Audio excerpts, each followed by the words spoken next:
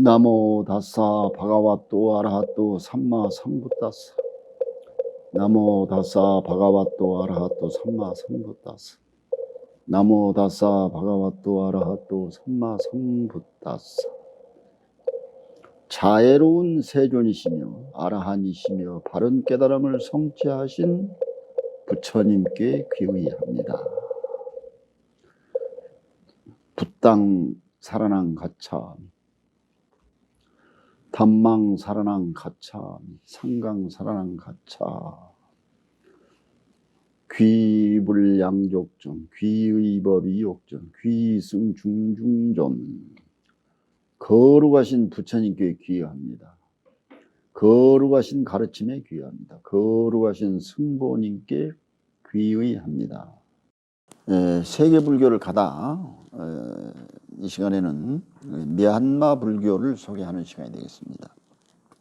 그 세 번째 시간입니다.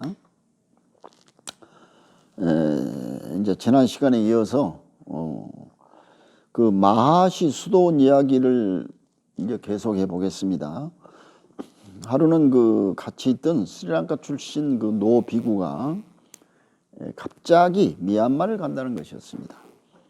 알고 보니 그는 미얀마에서 10년간 이제 생활을 했고 버마에서 불교 대학을 졸업하고 태국으로 와서 머무르고 이제 있었습니다.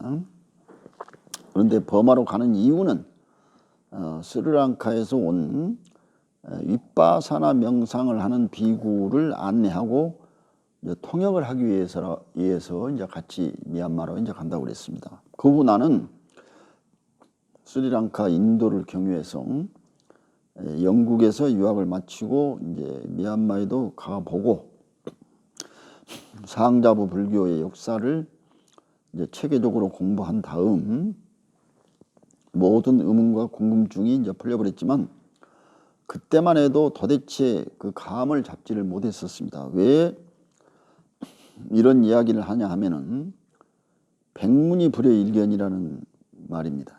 말 때문이다. 그리고 이제 식키로가 준 세 번째 이야기를 이제 하자면 하고 미얀마 불교로 이제 들어보겠습니다. 그러니까 내가 이제 한국에서 그 태국에 와가지고 이제 그 얘기했죠. 오불식 또 뭐 언어 문제 이제 그런 것이 이제 해결이 되고 또 뭐 개인적인 여러 가지 뭐 일들이 좀 고민거리가 되어서 심리적으로 다소 이제 안정이 되지 않아서 몸무게가 이제 순식간에 이제 줄어들었던 것 같습니다. 3개월이 지나서 이제 서서히 정상을 이제 되찾았지만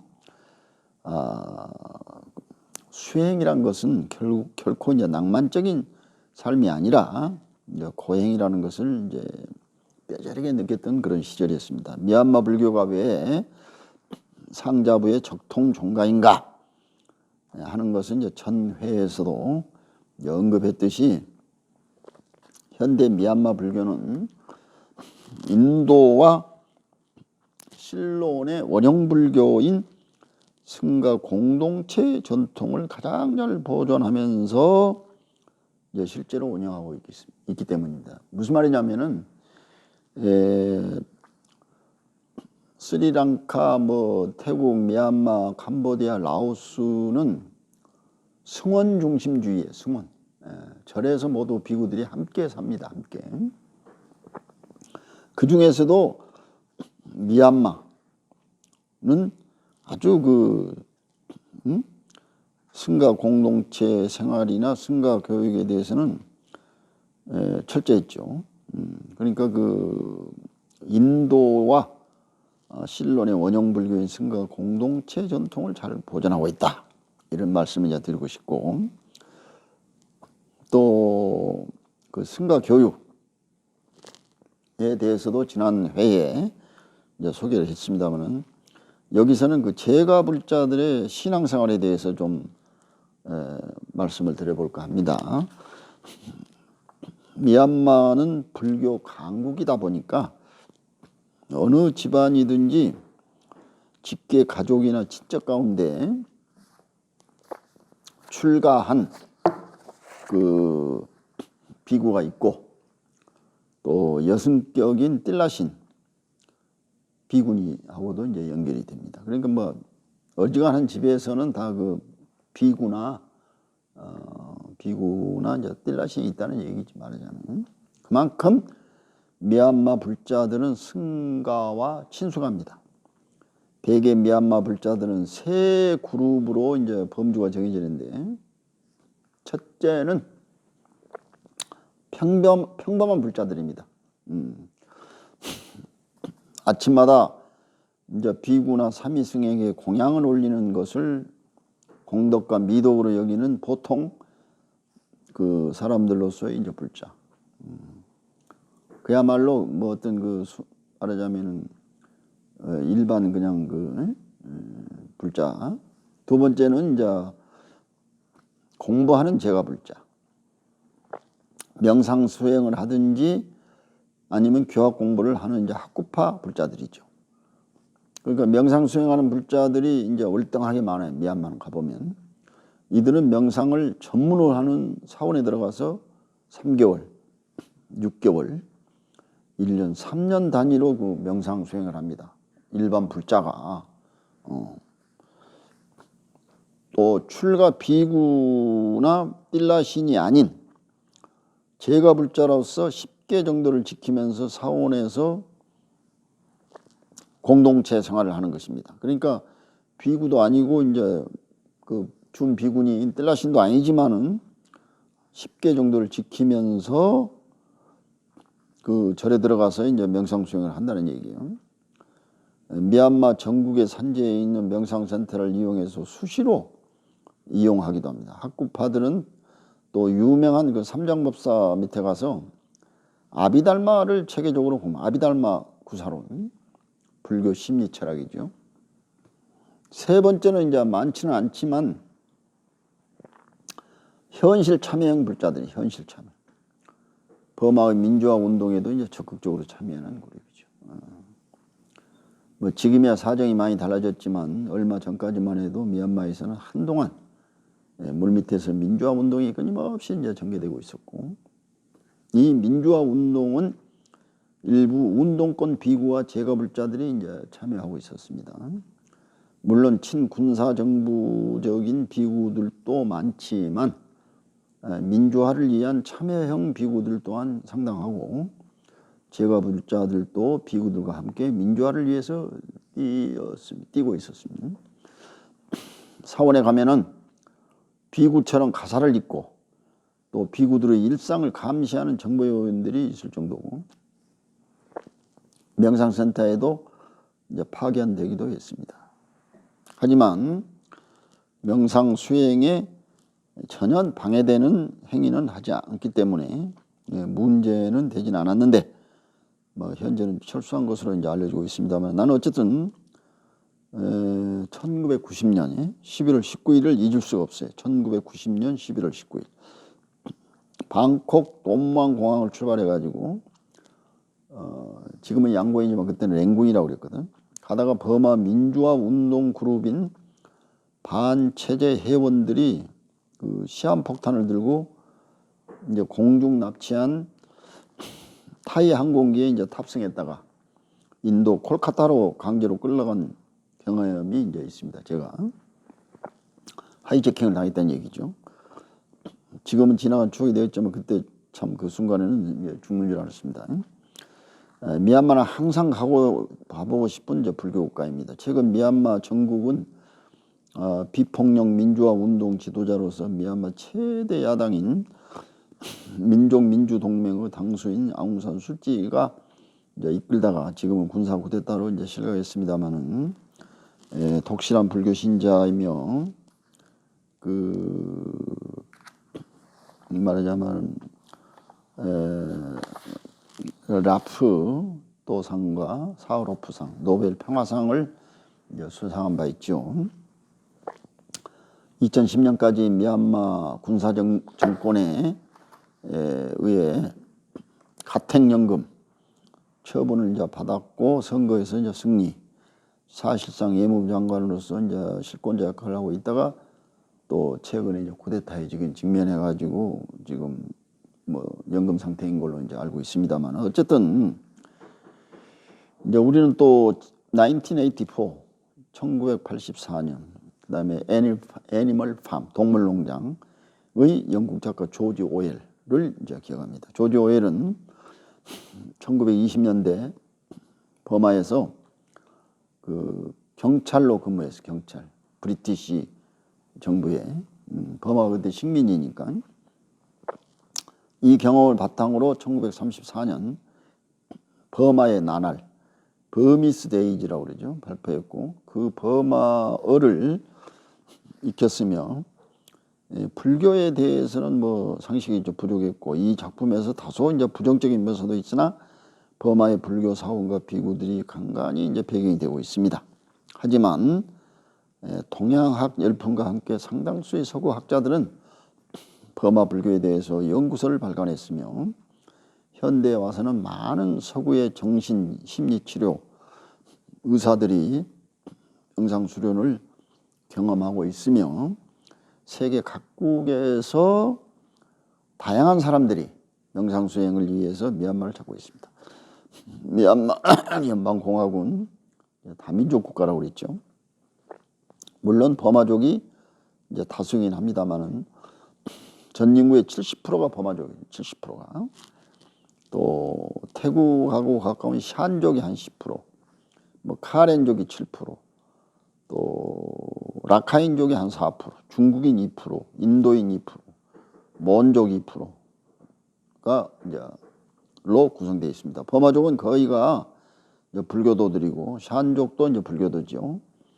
카렌족도 불교이고 라킨족도 이제 다수가 불교고 또 중국인과 몬족도 이제 불교입니다. 그렇지만 종교 분포로 보면은 불교가 88%, 기독교 6.2%, 무슬림이 한 4.3%, 힌두교가 0.5% 이제 정도가 되고 카친족과 친족의 대부분이 이제 기독교이고 약간의 카렌족도 이제 기독교를 신봉합니다. 버마족의 언어는 티베트족의 언어와 뿌리가 같습니다. 버마족하고 티베트. 그러니까 이제 아마 티베트 고원에서 이렇게 내려온 것 같아요. 미얀마 인구의 약 10%를 차지하는 샨족은 동남아시아의 타이게 민족 집단입니다. 샨족은 주로 미얀마의 샨주에 살지만 일부는 만달레이, 카친, 카인주와 중국과 타이 접경 지역에도 이제 살고 있습니다. 샨족의 수는 약 600만 명으로 추정되는데 타이 샨족은 중국의 윈난성에서 이주한 것으로 학자들은 보고 있습니다. 샨족은 미얀마의 4개 주요 불교 민족, 버마족, 몬족, 라카인족, 샨족에 속합니다. 버마족을 비롯해서 몬족, 라카인족, 샨족은 상자부 불교의 전통을 따르지만 2%의 중국인은 중국 불교인 대승불교를 이제 실행하고 있습니다. 미얀마의 종교 지형은 불교가 압도적이라고 이제 할 수 있겠고 소수 민족의 대부분이 이제 불교를 신봉하고 이제 카친족은 본래 티베트 평원에 살다가 중국 윈난성과 미얀마 카친주에 살고 있는데 칭포족이라고도 하는데 중국에서는 이제 56개 소수 민족이 포함되어 있습니다. 미얀마 카친주에 살고 있는 이들은 인구가 한 100만 명 정도 이제 되고 불교와 기독교를 이제 믿고 있습니다. 아주 먼 옛날 이제 티베트족에서 연원한다고 보면 이제 될 것 같습니다. 약 150만 명의 친족은 이제 기독교를 믿지만 불교도들도 이제 상당하다고 볼 수가 있겠습니다. 미얀마가 연방공화국이 될 수밖에 없는 이유가 바로 이 소수 민족들 때문이고 소수 민족들은 각각 일정한 영토와 문화와 전통을 갖고 이제 있다는 역사적 사실입니다. 단일 문화, 단일 언어가 아니다 보니까 그 언어와 문화가 하나로 통일되기는 이제 어려운 현실입니다. 이웃 나라인 태국의 경우 언어적으로 문화적으로 통일된 언어와 문화를 갖고 있는 반면 미얀마는 그 상황이 전혀 다르다고 하겠습니다. 그러니까 같은 상자부 불교지만 태국은 거의 단일 민족이고 미얀마는 이제 다민족이란 말이에요. 그러니까 유니언 오브 미얀마라고 그러거든요. 그러므로 소수 민족 사이에는 민감한 이제 감정이 작용하지 않을 수 없습니다. 2012년 라카인주에서 발생한 폭동도 이와 무관치 않는 데다가 종교마저 달라서 이제 소요가 심각했습니다. 이로 인하여 약 10만 명이 이동하는 결과를 이제 가져왔습니다. 로힝기아족이라고 있죠. 로힝기아. 미얀마 서부 아라칸 주의 북부 지역에 주로 거주하는 소수민족이죠. 이들은 주로 이슬람교를 믿으며 방글라데시와 국경을 맞대고 있는 마웅다우, 부티다움, 아카브, 라테다움, 카우크타우를 중심으로 거주하고 있습니다. 롱기아족은 이슬람을 믿는 이제 무슬림들이죠. 그러니까 엠네스티 인터내셔널에 의하면 미얀마의 군사 정권 아래에서 인권 침해를 받았다는 것이며 많은 사람들이 종교가 같은 방글라데시로 이제 피신했고 또한 수천 명의 롱기아인들은 태국으로 피신했다고 합니다. 태국과 미얀마의 경계를 따라 위치한 9개의 난민촌에는 대략 11만 1천 명의 난민들이 수용되어 있으며 2009년 2월에는 태국 군대가 190명의 롱기아족 난민들을 바다에 버렸다는 이제 증거가 발견됐다는 보도가 나왔고 또한 2009년 2월에 인도네시아 당국에 의해 구출된 다른 난민들 역시 태국 군대에 의해서 구타당한 뒤 바다에 버려졌다고 이제 진술했다는 뉴스가 있습니다만 어쨌든 약간의 좀 이제 이런 그 종교 민족 갈등이 이제 있죠. 서울에 위치한 휴먼 아시아 에서는 롱기아에 대한 관심을 불러일으키기 위한 캠페인과 행사를 여러 차례 이제 개최했으며 2010년 8월 4일과 8월 7일은 그 인사동에서 길거리 캠페인이 이제 열리게 되어 있습니다. 이런 소수 민족과 종교가 얽혀서 분쟁이 일어나고 있는 지역은 세계 도처에 이제 사실 많죠. 그러므로 종교 간 대화와 교류는 매우 중요합니다. 종교 간에. 그 나만의 종교만이 최고라고 이제 우겨대는 전 근대적인 아집은 이제 사라져야 할 때입니다.